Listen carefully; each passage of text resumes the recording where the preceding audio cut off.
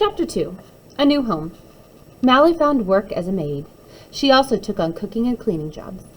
Soon, she was able to buy a house in Pasadena, 10 miles from Los Angeles.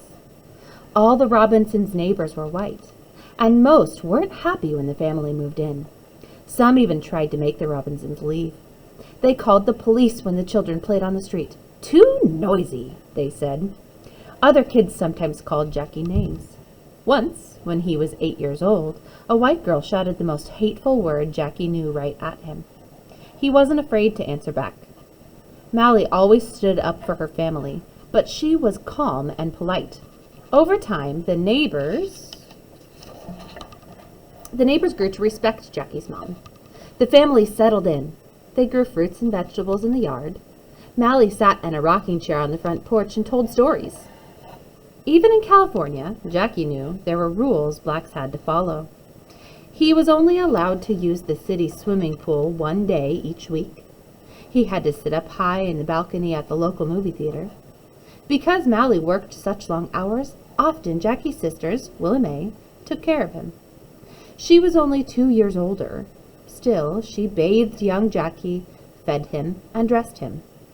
When Will and May started kindergarten, she took Jackie along. He'd sit in the sandbox outside school. Will and May would watch him through the window. She made sure her little brother didn't get into trouble. Finally, the day came when Jackie could go to school too. Right from the start, his classmates saw how fast he ran. Kids, black and white, always wanted Jackie on their teams. He always had a ball in his hand, Will and May once said. In dodgeball, for example, Jackie would twist and turn, avoiding the ball. He always ended up the winner.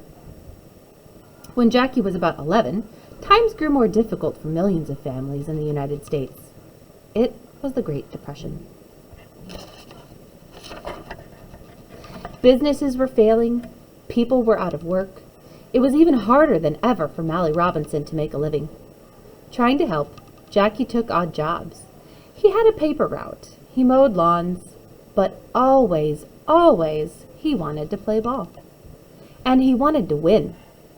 He liked to be the best, and he would be unhappy at school the day we lost, a childhood friend said once.